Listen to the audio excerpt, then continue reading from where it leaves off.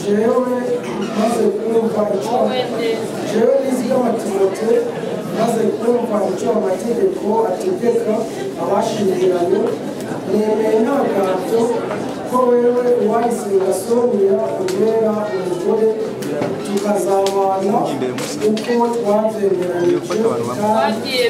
twabyiyemeje kandi dukurikije uko amategeko ya Repubulika y'u Rwanda abiteganya.